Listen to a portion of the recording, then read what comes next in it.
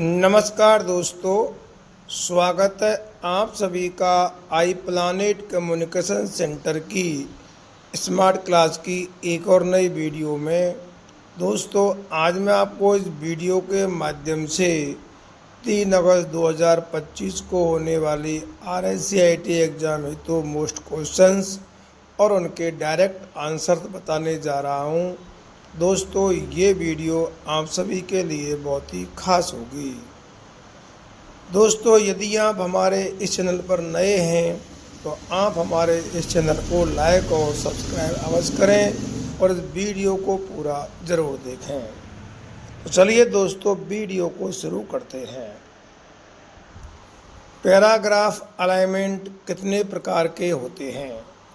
तो देखिए दोस्तों, पैराग्राफ जो अलाइनमेंट है वो मुख्य रूप से 3 प्रकार के होते हैं, लेफ्ट, सेंटर और राइट। लेकिन टोटल जो है ये 4 प्रकार के होते हैं। एक इनमें और जुड़ जाता है, आपने देखा होगा, जस्टिफाई। तो लेफ्ट, सेंटर, राइट ये 3 मुख्य हैं, लेकिन टोटल अगर पूछें तो आपको 4 प्रकार लिखने हैं जस्टिफाई। अगला देखिए दोस्तों, वर्ड 2019 में डिफ़ॉल्ट लाइन स्पेसिंग कितनी होती है और प्रत्येक पैराग्राफ के बाद डिफ़ॉल्ट स्पेसिंग कितनी होती है? तो देखिए दोस्तों, आपने MS वर्ड 2019 में देखा होगा, जो डिफ़ॉल्ट लाइन स्पेसिंग है अर्थात 2 लाइनों के बीच में जो स्पेसिंग होता है वो होता है 1.15। लेकिन अगर हम पैराग्राफ की बात करें तो प्रत्येक पैराग्राफ के बाद जो डिफ़ॉल्ट स्पेसिंग है वो होता है 10 पॉइंट। तो ये आपको ध्यान रखना है। अगला क्वेश्चन देखिए, MS वर्ड में page setup, page orientation, paragraph और अरेंज ग्रुप किस टैब में होते हैं? तो दोस्तों, आप सभी जानते हैं, यहाँ पेज सेटअप की बात है, पेज ओरिएंटेशन की बात है, पैराग्राफ या अरेंज ग्रुप की बात है। तो ये सभी जो है लेआउट टैब में होते हैं, क्योंकि जो विंडो 11 है, ऑफिस 19 है, तो उसमें ये लेआउट टैब में होते हैं। जबकि आपने देखा होगा दोस्तों, ऑफिस 10 में जो है ये पेज लेआउट में होते थे, लेकिन ऑफिस 19 में ये लेआउट टैब में होते हैं। अगला देखिए, माइक्रोसॉफ्ट एक्सेल कैसा एप्लीकेशन है? दोस्तों, आपने देखा होगा, माइक्रोसॉफ्ट एक्सेल जो है एक, वैसे तो एप्लीकेशन सॉफ्टवेयर तो ये है ही है, लेकिन ये एप्लीकेशन कैसा है? तो देखिए, यह माइक्रोसॉफ्ट विंडोज, मैक OS और iOS के लिए माइक्रोसॉफ्ट द्वारा विकसित एक स्प्रेडशीट एप्लीकेशन है। ये कैसा है? मैक OS X और iOS के लिए माइक्रोसॉफ्ट जो कंपनी है उसके द्वारा विकसित एक स्प्रेडशीट एप्लीकेशन है। अगला क्वेश्चन देखिए, MS एक्सेल में कॉलम और रो का कटान क्या कहलाता है? तो दोस्तों, आप सभी जानते हैं कि MS एक्सेल में जो कॉलम और रो का कटान है वो सेल कहलाता है, और MS एक्सेल में जो फर्स्ट सेल होता है उसका नाम होता है A1। A1, यहाँ A जो है कॉलम का नाम है और 1 जो है रो का नाम है। ये पहले सेल का एड्रेस है A1। अगला देखिए, MS वर्ड का ऐसा फीचर जिससे आप एक बार में बहुत सारे लोगों को एक साथ किसी भी तरह का निमंत्रण पत्र या शादी का कार्ड या कोई भी आवेदन पत्र भेज सकते हैं, क्या कहलाता है? तो देखिए दोस्तों, MS वर्ड में ऐसा एक फीचर है जिससे हम एक बार में बहुत सारे लोगों को कोई भी संदेश भेज सकते हैं, तो उसको हम मेल मर्ज कहते हैं। क्या कहते हैं दोस्तों? मेल मर्ज उसको कहते हैं। अगला देखिए, MS एक्सेल में जब दो या दो से अधिक सेलों को सेलेक्ट करके उन्हें एक किया जाता है तो उसे क्या कहते हैं? तो देखिए दोस्तों, जब हम MS एक्सेल में काम करते हैं और दो या दो से अधिक सेलों को सेलेक्ट करके एक करते हैं तो उसको मर्ज करना कहलाता है। क्या कहलाता है? मर्ज करना। और ये मर्ज सेल पर या मर्ज एंड सेंटर का आपने ऑप्शन देखा होगा और आपने किया भी होगा कि मर्ज एंड सेंटर के जरिए हम उन सेलों को एक करते हैं। अगला क्वेश्चन देखिए, किसके द्वारा विशिष्ट रो और कॉलम को एक वर्कशीट में फ्रीज किया जा सकता है जिससे फ्रीज किया हुआ हिस्सा हर समय दृश्य समान रहता है? दृश्य समान का मतलब है हर समय हमको वो दिखाई देता है जो हिस्सा हमने फ्रीज किया है, और स्क्रॉल करके सेल के बाकी हिस्से को सुविधा के अनुसार उपयोग किया जा सकता है। यानी कि जब हम स्क्रॉल करते हैं माउस के, तो जो बाकी का हिस्सा है उसको हम ऊपर नीचे कर सकें, लेकिन जो हिस्सा हमने फ्रीज किया हुआ है वो हमको दिखाई दे। तो दोस्तों, इसको हम कहते हैं फ्रीज पेन। ये फ्रीज पेन के जरिए ऐसा होता है। कभी कभी क्या होता है कि जो हमको मेन हेडिंग को अगर फ्रीज करना है, क्योंकि जो हम स्क्रॉल करते हैं तो सारा मैटर जो है ऊपर का ऑटोमेटिक वो दिखाई नहीं देता। जैसे हम नीचे की लाइन ऊपर आती जाती है तो उससे क्या है, जो ऊपर की हेडिंग को अगर हम फ्रीज कर दें तो ऊपर की हेडिंग जो है वो हमें हमेशा दिखाई देती रहेंगी। तो ये हम फ्रीज पेन के जरिए कर सकते हैं।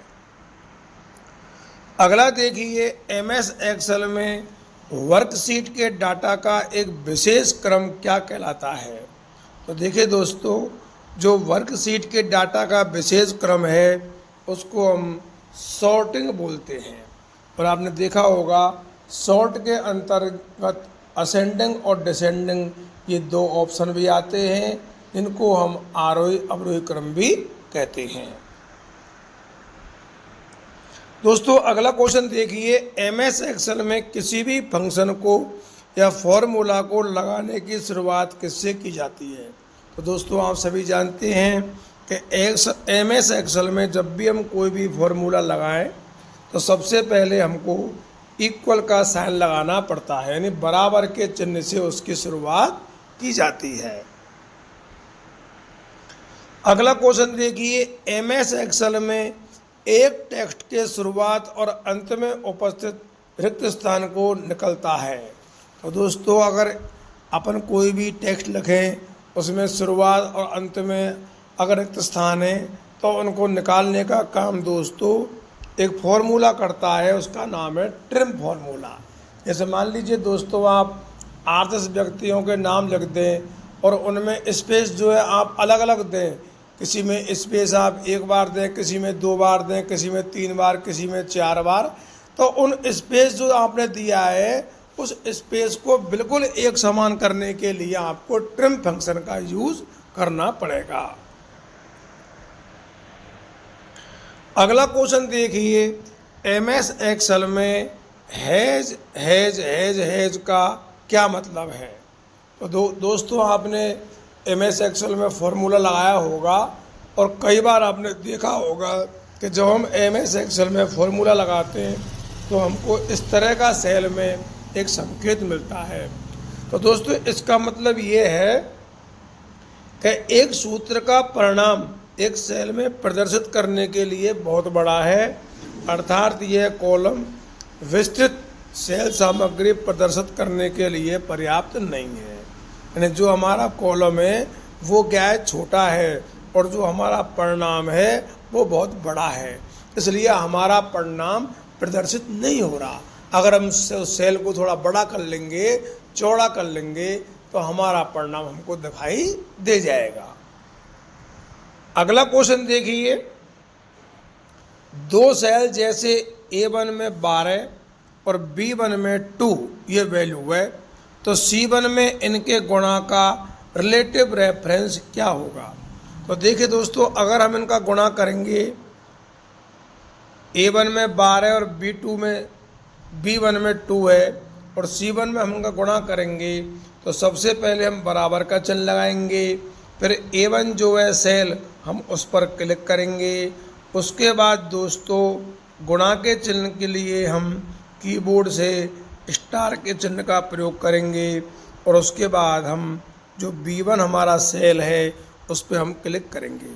तो इस तरह जो सेल का रिलेटिव रेफरेंस होगा वो होगा A1 गुणा B1। अगला क्वेश्चन देखिए, किस फंक्शन का उपयोग कंडीशन को जांचने में किया जाता है। तो दोस्तों जब भी कंडीशन आए तो वहाँ हम इफ फंक्शन का प्रयोग करते हैं। यदि ये हो तो ये हो तो ये, जैसे माना हमको पास फेल की गणना करनी है या हमको ग्रेड देना है ABCD किसी भी बच्चे के नंबर के आधार पर या परसेंट के आधार पर, तो वहाँ हम इफ फॉर्मूले का प्रयोग करेंगे। अगला क्वेश्चन देखिए दोस्तों, कौन सा फंक्शन दी गई रेंज में केवल न्यूमेरिक वैल्यू को अकाउंट करता है। तो देखिए दोस्तों, न्यूमेरिक वैल्यू जो है उसको काउंट करने का काम करता है काउंट फंक्शन। तो ये भी सूत्र जो है काफ़ी इम्पोर्टेंट है। यहाँ दोस्तों आप ये अकाउंट लिखा हुआ है, इसकी जगह दोस्तों आप काउंट पढ़ें, क्योंकि न्यूमेरिक वैल्यू को जो काउंट करता है वो काउंट फंक्शन ही करता है। अगला क्वेश्चन देखिए, कौन सा फंक्शन चयनित सेलों में से खाली सेलों को काउंट करता है। हमारे मान लो 15 सेल हैं या 20 सेल हैं और उनमें हमको ये देखना है कि इसमें खाली सेल कितने हैं। तो उसके लिए दोस्तों हमको काउंट ब्लैंक जो है फॉर्मूला उसका हमको प्रयोग करना होगा। तो ये भी क्वेश्चन जो है काफ़ी इम्पोर्टेंट है। अगला देखिए, इस फंक्शन के द्वारा स्क्रीन की लंबाई को रिटर्न किया जाता है। तो दोस्तों ये आंसर है इसका लेन। हम लेन के द्वारा ये जान सकते हैं कि जो हमने टेक्स्ट लिखा है उसमें कितने अक्षर हैं टोटल, तो वो लेन के द्वारा हम जान सकते हैं। जैसे माना दोस्तों मैंने किसी सेल में लिख दिया राम गोपाल, ये मैंने दोस्तों लिख दिया, तो अब राम में जो है दोस्तों 3 अक्षर हैं और गोपाल जो है दोस्तों इसमें 5 है, तो ये टोटल 8 हो गए। और यहाँ 1 अक्षर जो है दोस्तों स्पेस का है। इस तरह दोस्तों इसमें टोटल कितने हो गए 9। तो ये लेन के द्वारा हमको इसकी लंबाई ये मालूम हो जाएगी। तो इस तरह दोस्तों ये भी कई बार ये फॉर्मूला भी एग्जाम में आ जाता है। अगला देखिए दोस्तों क्वेश्चन नंबर 18, कौन सा फंक्शन पहले कॉलम में मूल्य को दिखाता है और दूसरे कॉलम में इसी के मान को देता है। बहुत ही अच्छा क्वेश्चन है। इसका दोस्तों आंसर है बी लुकअप फंक्शन। हम बी लुकअप फंक्शन जो है ये ऑफिसों में बहुत ज़्यादा काम आता है और आपने इसका यूज़ भी काफ़ी किया होगा। आजकल दोस्तों बी लुकअप और एच लुकअप की जगह नया फंक्शन आ गया है जिसको हम बोलते हैं एक्स लुकअप। अब एक नया जो विंडो आई है तो उसमें दोस्तों एक नया जो है एक्स लुकअप भी आ गया है। वी लुकअप का मतलब होता है वर्टिकल और एच लुकअप का मतलब होता है हॉरिजॉन्टल, और इन दोनों की जगह दोस्तों अब नया आया है एक्स लुकअप। अगला देखिए, एक क्राइटेरिया के मिलने पर मैच करते हुए आइटम की गणना कौन सा फंक्शन करता है। तो दोस्तों इसका आंसर है count if function. Count if जो है फंक्शन, इससे हम जो है क्राइटेरिया के मिलने पर हम आइटम की गणना कर सकते हैं।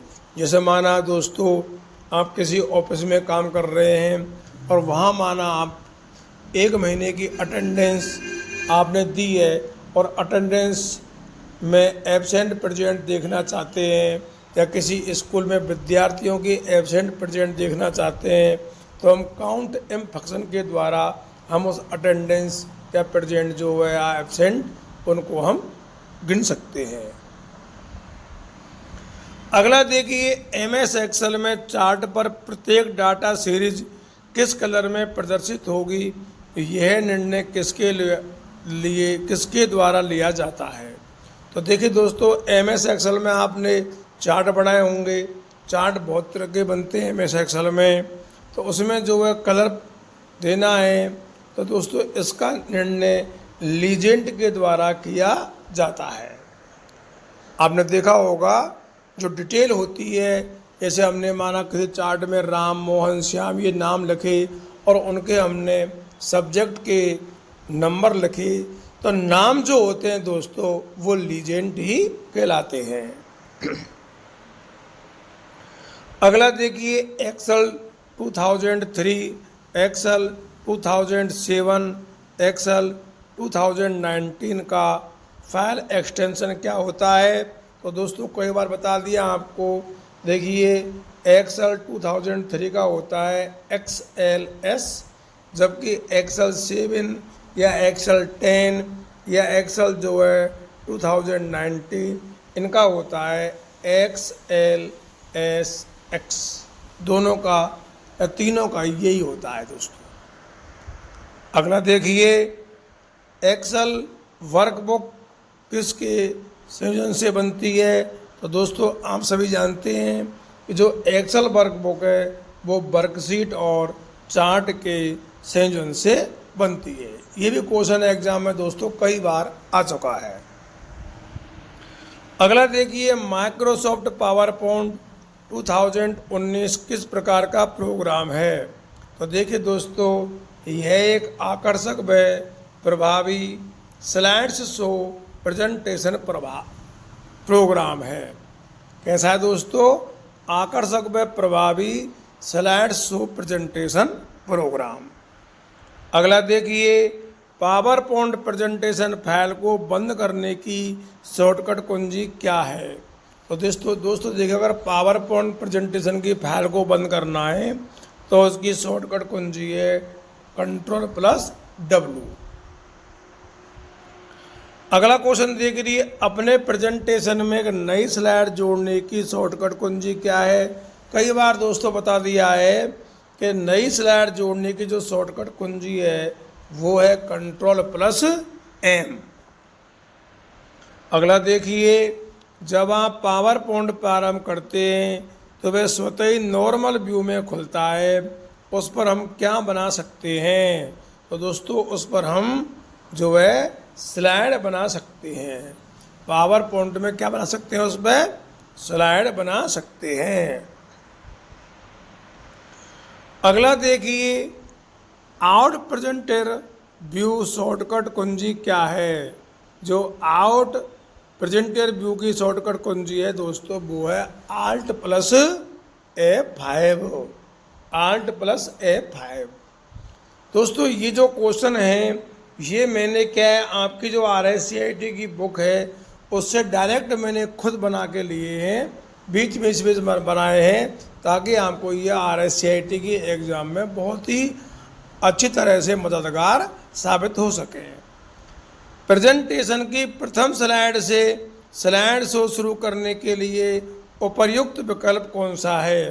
तो दोस्तों आप सभी जानते हैं कि जब हम प्रेजेंटेशन बनाते हैं उसमें प्रथम स्लाइड से स्लाइड शो शुरू करना है तो फ्रॉम बिगिनिंग इसका उपयुक्त विकल्प है। हम फ्रॉम बिगिनिंग पर क्लिक करके सभी स्लाइडों को एक साथ देख सकते हैं। आपके द्वारा चयनित मास्टर स्लाइड का स्लाइड शो देखने के लिए प्रयुक्त होता है। तो दोस्तों इसका आंसर है कस्टम स्लाइड शो। क्या है? Custom slide show. अगला देखिए, स्लाइड शो के दौरान एक स्लाइड से दूसरी स्लाइड पर जाने पर जो एनिमेशन समान प्रभाव का इस्तेमाल होता है उसे क्या कहा जाता है। तो दोस्तों जब हम एक स्लाइड से दूसरी पर जाते हैं और जो एनिमेशन समान प्रभाव का इस्तेमाल होता है तो उसे हम कहते हैं स्लाइड ट्रांजिशन। Slide transition. ये सभी दोस्तों पावर पॉइंट के क्वेश्चन हैं। सभी एनिमेशन लगाने के बाद आप किस कमांड पर क्लिक करके वर्तमान स्लाइड पूर्वावलोकन कर सकते हैं? क्योंकि स्लाइड जो जब शब्द आ रहा है समझ जाओ पावर पॉइंट का क्वेश्चन है। तो दोस्तों इसका आंसर है प्रीव्यू कमांड पर। किस कमांड पर? प्रीव्यू कमांड पर क्लिक करके हम वर्तमान स्लाइड पूर्वावलोकन कर सकते हैं। अगला क्वेश्चन देखिए, आप एक ऑब्जेक्ट के लिए एक पथ किससे बना सकते हैं? अर्थात एक स्लाइड पर आइटम को मूव करने की एक विधि क्या कहलाती है? तो दोस्तों ये कहलाती है मोशन पाथ। मोशन पाथ में क्या है? आप एक स्लाइड पर आइटम को मूव करा सकते हैं। दोस्तों आपने देखा होगा कि आजकल क्या है, जब शादी के कार्ड छपते हैं तो उससे पहले दोस्तों आपके मोबाइल पर दूल्हे और दुल्हन की जो है एक तस्वीर आ जाती है वो मूव करने वाली, तो उसमें जो है मोशन पाथ वो विधि कहलाती है दोस्तों, और वो जो है पावर पॉइंट में ही होता है। अगला देखिए, कंप्यूटर से डेटा चोरी या डेटा को नष्ट करने का प्रयास कौन करता है? तो दोस्तों इसका आंसर है मेलवेयर। मेलवेयर जो है ये कंप्यूटर से डेटा चोरी या डेटा को नष्ट करने का प्रयास करता है। ये साइबर अटैक है दोस्तों। अगला देखिए, एक सॉफ्टवेयर प्रोग्राम जो कंप्यूटर पर आपकी सभी गतिविधियों पर सचमुच नज़र रखता है और जासूसी करता है और ये आपकी सभी गतिविधियों को रिकॉर्ड करता है। तो दोस्तों इसका आंसर है स्पाईवेयर। इसका एक उदाहरण है दोस्तों वेबसाइट ब्राउजिंग। यहाँ मैंने कोष्ठक में आपको इसका एक उदाहरण भी दिया हुआ है। अगला देखिए, बहुत ही अच्छा क्वेश्चन है जो आज बहुत चल रहा है। आमतौर पर आपको आपके ईमेल पर एक लिंक भेजा जाता है जिसके तहत आपसे आपका पासवर्ड, नाम, जन्म दिनांक, पिन आदि मांगा जाता है। तो वो दोस्तों ये है फिशिंग। ये क्या है? एक फिशिंग है। आजकल ये साइबर अटैक जो है बहुत ज़्यादा चल रहा है फिशिंग का दोस्तों। इसलिए आप किसी भी लिंक पर क्लिक न करें और किसी को भी OTP ना बताएं। वेब पते को https:// के साथ शुरू होना चाहिए। इसमें एस का अर्थ है, तो दोस्तों इसमें एस का अर्थ है सिक्योर। क्या दोस्तों? सिक्योर। अगला देखिए, एक योग्य समुचित स्वच्छ ईमेल लिखना क्या कहलाता है? तो दोस्तों अगर हम एक बढ़िया ईमेल लिखें, स्वच्छ ईमेल लिखें, योग्य लिखें, समुचित लिखें, तो उसको दोस्तों हम कहते हैं मेलिंग शिष्टाचार। क्या कहते हैं? मेलिंग शिष्टाचार। कौन सा अधिनियम यह निर्धारित करता है कि कोई भी व्यक्ति जो जानबूझकर कंप्यूटर प्रोग्राम की एक अवैध प्रति बनाता है वो दंडनीय होगा? तो दोस्तों आपने देखा होगा ये भारतीय कॉपीराइट अधिनियम 1957 के तहत। अब आप जानते हैं कि आप जैसे यूट्यूब पर है बहुत से लोग जो है किसी की वीडियो नकल करके हूबहू बना देते हैं, तो ये कॉपीराइट है, लेकिन ये गलत है दोस्तों, क्योंकि ऐसा हम नहीं कर सकते। अगला देखिए, एक मजबूत पासवर्ड होना चाहिए। तो दोस्तों देखिए, जब भी हम किसी भी चीज़ का पासवर्ड बनाएं, चाहे वो फेसबुक का हो, चाहे मेल आईडी का हो, चाहे फ़ोनपे का हो, चाहे गूगल पे का हो, तो वो कम से कम 8 वर्ण और अक्षरों, संख्याओं और वर्णों का संयोजन होने वाला होना चाहिए। यानी उसको कम से कम 8 अक्षरों का हो, उसमें संख्या भी हो, वर्ण भी हो, है सभी तरह के उसमें जो है अक्षर हों, इस तरह का वो पासवर्ड होना चाहिए और वो मजबूत पासवर्ड कहलाता है। गूगल मीट क्या है? दोस्तों गूगल मीट जो है एक वीडियो कॉन्फ्रेंसिंग सर्विस है। क्या है? Video conferencing service. Libre office Calc किसके लिए उपयोगी है? बहुत ही अच्छा क्वेश्चन है दोस्तों। लिब्रे ऑफिस कैल्क, कैल्क से समझ जाइए ये स्प्रेडशीट के लिए उपयोगी है। स्प्रेडशीट एक्सेल में दोस्तों फाइल बनती हैं वो स्प्रेडशीट में ही बनती हैं। GIF की फुल फॉर्म क्या है? आप सभी जानते हैं दोस्तों, graphics interchange format. Graphics interchange format किसके द्वारा सूचना को इकट्ठा तथा सर्व को क्रिएट तथा एनालाइज किया जाता है? तो दोस्तों सूचना को इकट्ठा करना और जो भी आप सर्व करते हैं उसको क्रिएट करना, एनालाइज करना, ये सब गूगल शीट्स के द्वारा किया जाता है। Google sheets. अगला देखिए, जी सूट को आमतौर पर कहा जाता है? तो दोस्तों इसका आंसर है Google app for education. Google app for education. VGA cable में कितने पिन मिलते हैं? तो दोस्तों आपने देखा होगा CPU में लगती है, पीछे की साइड आपने देखा होगा VGA केबल, तो उसमें दोस्तों 15 पिन मिलते हैं।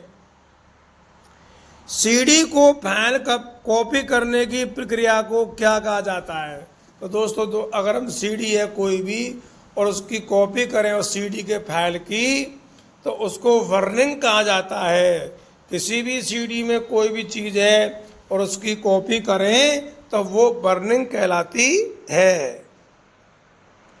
माइक्रोसॉफ्ट ऑफिस पिक्चर मैनेजर किस प्रकार का सॉफ्टवेयर है? तो दोस्तों आप सभी जानते हैं कि ये मूल तस्वीर प्रबंध सॉफ्टवेयर है, यानी basic photo managing software. Basic photo managing software. Aadhaar portal की वेबसाइट कौन सी है? दोस्तों कई बार हमको बता दिया है, https://uidai.gov.in, ये आधार पोर्टल की वेबसाइट है। PNR लिंक के लिए किस साइट पर जाना होगा? दोस्तों PNR आप जानते हैं, जब भी आप रेलवे में कोई भी आरक्षण करवाते हो, रिजर्वेशन करवाते हो, वहाँ आपको एक PNR नंबर मिलता है, तो उसकी लिंक है http://www.indianrail.gov.in। अगला देखिए, राष्ट्रीय मतदाता सेवा पोर्टल को कब मतदाताओं को एकल खिड़की सेवा प्रदान करने के उद्देश्य से लॉन्च किया गया? तो दोस्तों जनवरी 2015 में राष्ट्रीय मतदान दिवस के अवसर पर इसको लॉन्च किया गया, जनवरी 2015 में। अगला क्वेश्चन है, मशीन लर्निंग किसकी एक शाखा है? इसके कुछ उदाहरण हैं। तो दोस्तों आज बहुत चल रहा है, आपने नाम सुना होगा AI का। AI का आपने नाम बहुत सुना होगा, आर्टिफिशियल इंटेलिजेंस। तो मशीन लर्निंग जो है दोस्तों ये भी आर्टिफिशियल इंटेलिजेंस की एक शाखा है। अमेजन है, मोबाइल बैंकिंग है, यूट्यूब है, गूगल है, ये इसके उदाहरण हैं। तो दोस्तों आज की वीडियो में इतना ही। जिन लोगों ने ये वीडियो देखी है उन्हें बहुत बहुत धन्यवाद। आपको हमारी ये वीडियो कैसी लगी हमें कमेंट करके बस बताएं। और दोस्तों आप इस वीडियो को अधिक से अधिक लोगों में शेयर करें। एक बार पुनः आप सबके लिए बहुत बहुत धन्यवाद। जय हिंद, जय भारत।